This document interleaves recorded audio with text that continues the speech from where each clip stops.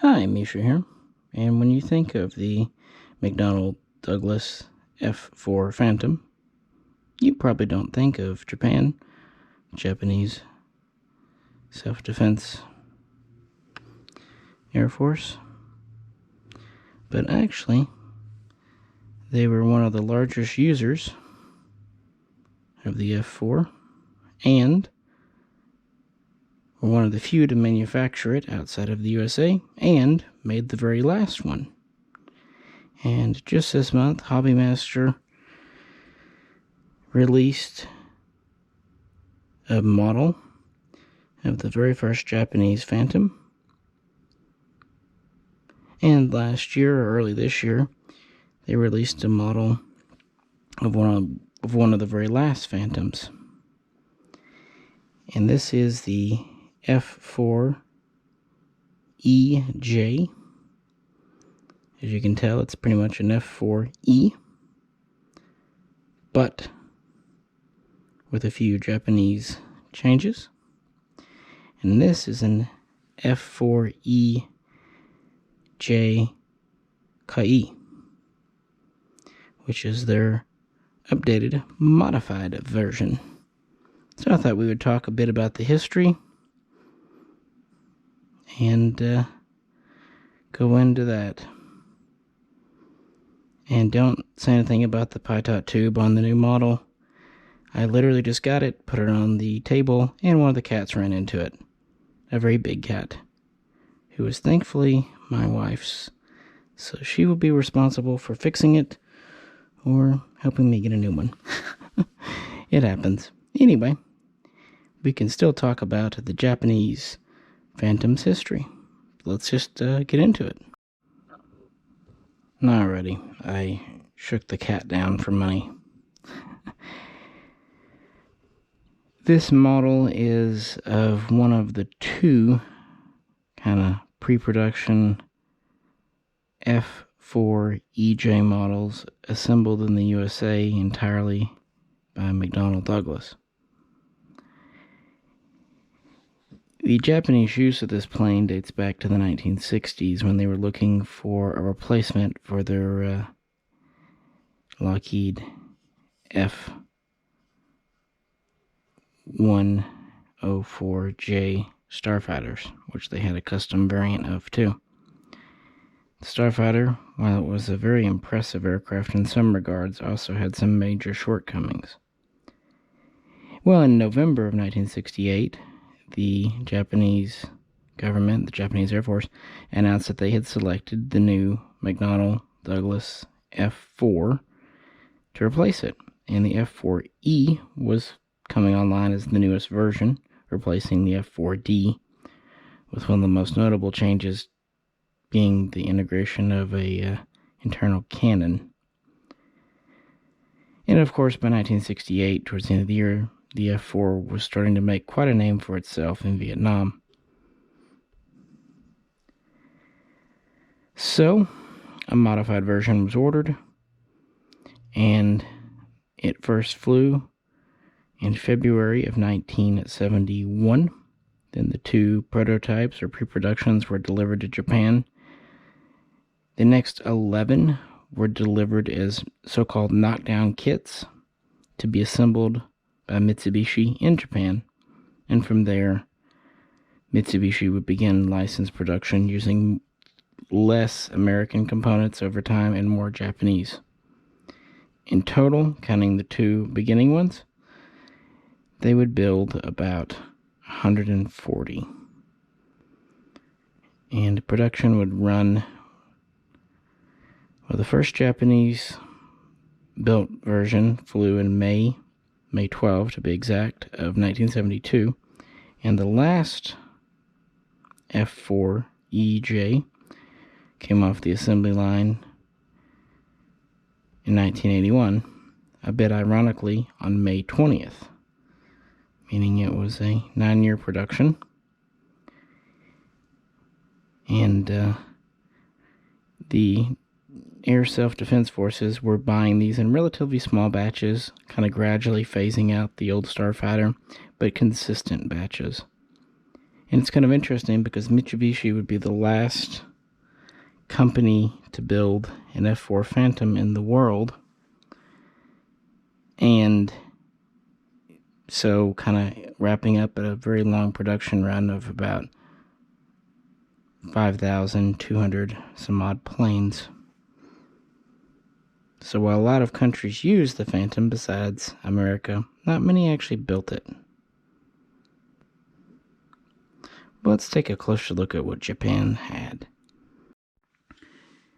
Well, basically, the F-4EJ Phantom was the F-4E, but with a few systems removed. For example, it was not capable of aerial refueling, therefore it didn't have the probe. It also lacked, of course, the ability to carry and deliver nuclear weapons. And it lacked ground attack capabilities, including able to deliver the bullpup missile. And since these systems were gone, it lacked the computer systems and whatnot to work with them as well. It also had some Japanese components, including radar warning systems and what have you. It's because this was designed as a air defense aircraft and interceptor jet fighter, basically to intercept Russian bombers if they ever came in. Now, one interesting thing about this early model, aside from the fact that my cat chewed it, I'm not going to let that one go for a while, that bugged me. Anyway, is it comes with Falcon missiles. Most of the F-4 models from Hobbymaster have AIM-9 Sidewinders. This one has the early Falcon. Now, this missile was put into service around 1956, at least the initial version, and it was designed to shoot down large, relatively slow-moving bombers. So, naturally, they tried using it in 1967 in Vietnam. The Americans did, of course, with the F-4D against fast MiGs, and it did pathetically, quite famously. Only 5 kills are attributed to the Falcon missile. However, early Japanese jets would have still carried the Falcon, as Americans were still switching over to the full AIM-9 Sidewinder in 1969, 1970. And for the Japanese, since they were kind of using these as bomber interceptors, it was more logical fit. It was still a pathetic missile, but it at least, for their targets. So that's kind of one interesting thing this model comes with. It also comes with the 2 fuel tanks plus the belly tank, and it comes with a set of standard AIM-9 Sidewinders, which I actually put on the other Phantom over here just for fun. But for all intents and purposes, it's a U.S. Air Force F-4E. And they would gradually replace F-104J starfighters throughout the 1970s. Interestingly, Japan had been using a variant of the F-86 Sabre for photo reconnaissance and what have you. And to replace it, they would purchase 14 RF-4s from McDonnell Douglas in the USA. They wouldn't build the RF-4 in Japan, although the Japanese variant would have a few Japanese subsystems and whatnot. So, with the production well underway, most of the Japanese air self-defense forces would re-equip with the Phantom in the mid-70s, starting in 1974 and kind of rolling through 75, 76, although the first ones were delivered for testing and training as early as 1971. Ultimately, 6 squadrons would fly the interceptor version, and 1 more squadron would fly it as a photo reconnaissance. And by the 1980s, the old Starfighter was out and the F-4 was in as Japan's primary air self-defense force fighter jet. And its performance was pretty much exactly what you'd expect from an F-4 because it's an F-4. You can look all of that up. Of course, it was 2-seat. The Hobbymaster model, like most, it has the hinged rear canopy here. If I can get my fingers on it, maybe.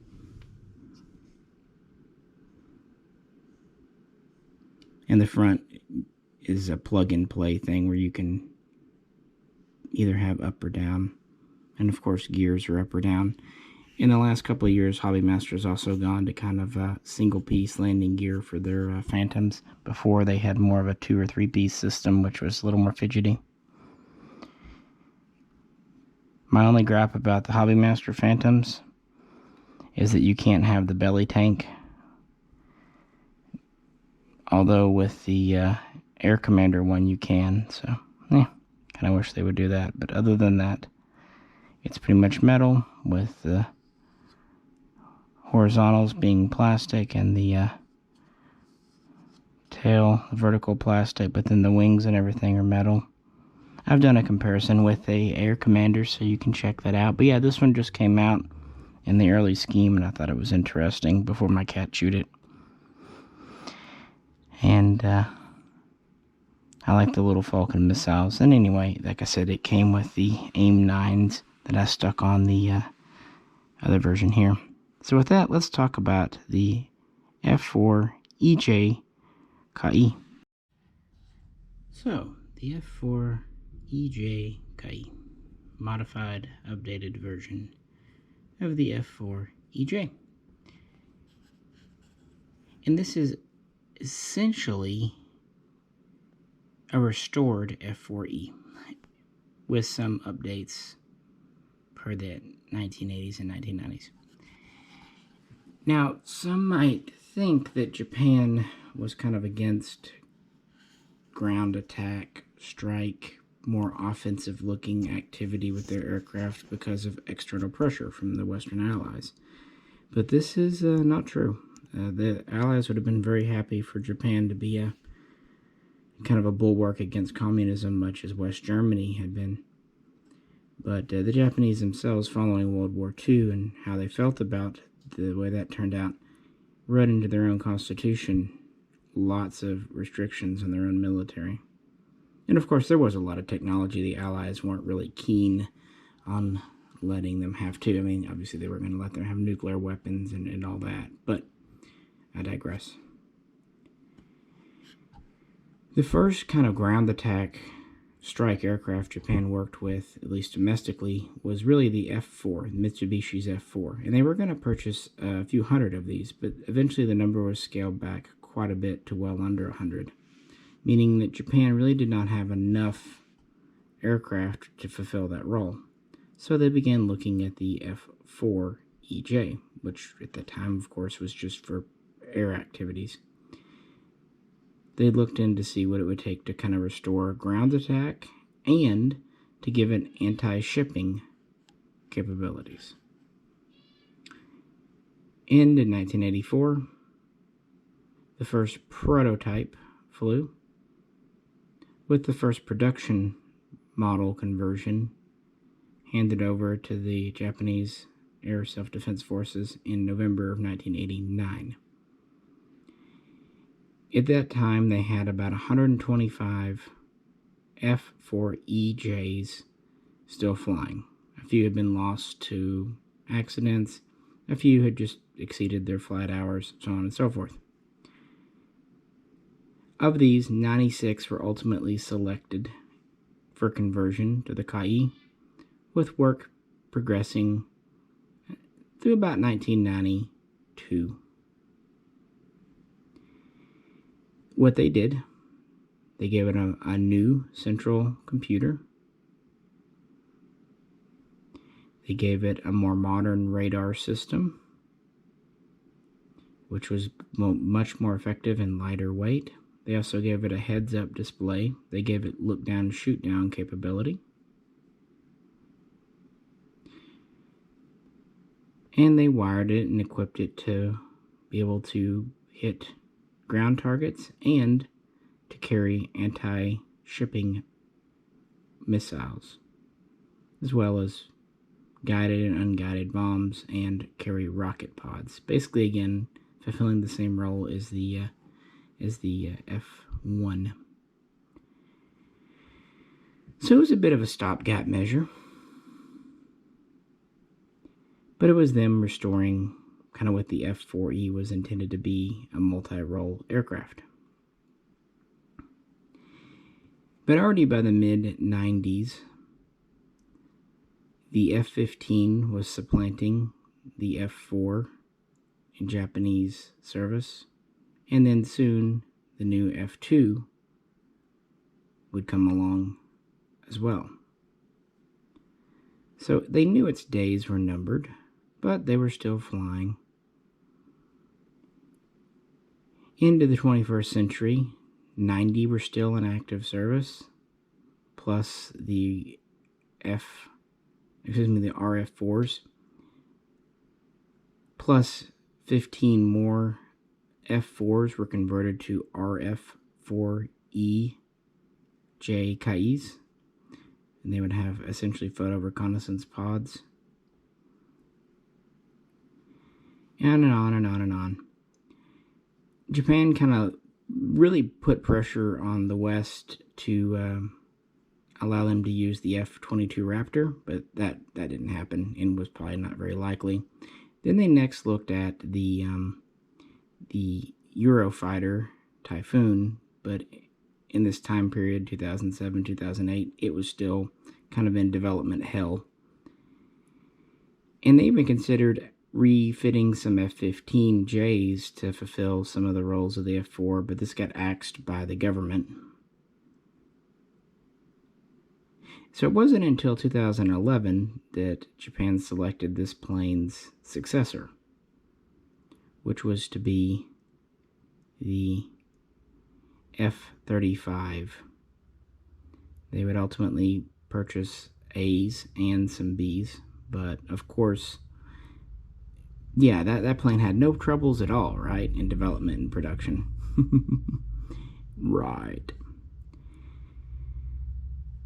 So it wasn't until 2019 that Japan started operating the F-35A, and not 100% successfully. But luckily they did have some midlife upgrades for their F-15s, and their F-2s were still going strong. So the F-4EJ was in service until quite recently. In fact, the photo reconnaissance versions were only recently retired in 2019.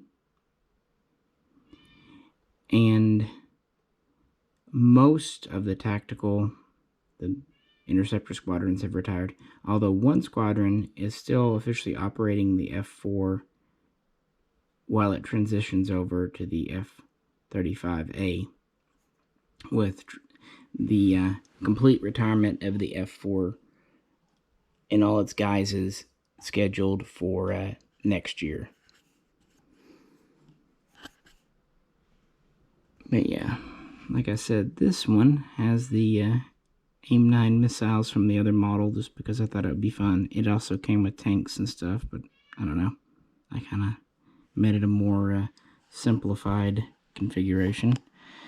I don't know. It's in a special scheme that they flew, all black. There's also an all-white version.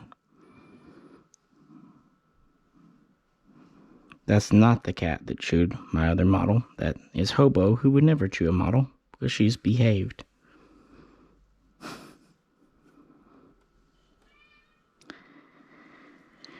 So externally, there's not a lot of difference, but I thought, yeah, why not? I like Japanese planes, and I've had this one for a while now, and this one came out recently. And it's kind of neat. This is in a very early configuration, 1972, 73, and this is in a very late configuration. I believe 2019 was when this flight was. Originally, this shipped with empty wing pylons, but I think having the missiles on, it's made it neat. It also, it has the slots for the Sparrow missiles underneath, so I just put them on. Why not? But for more specs, tech talk on the F-4, I've done more than a few videos. And like I said, I've even done them comparing with the Air Commander and what have you. but Hobbymaster does quite a wide range of these, which is pretty fun. So what do you think?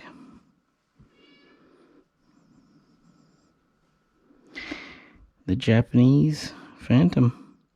They certainly got their money's worth out of it, flying them from the mid-70s up until basically present day. And kind of finally forced to retire them with the progression of technology. Anyway, yeah, feel free to discuss below. If you have any questions or comments, please do let me know. And as always, if you could, like, share, and subscribe. This is Misha. Hope the new camera was working well, and I'll catch you very soon next time.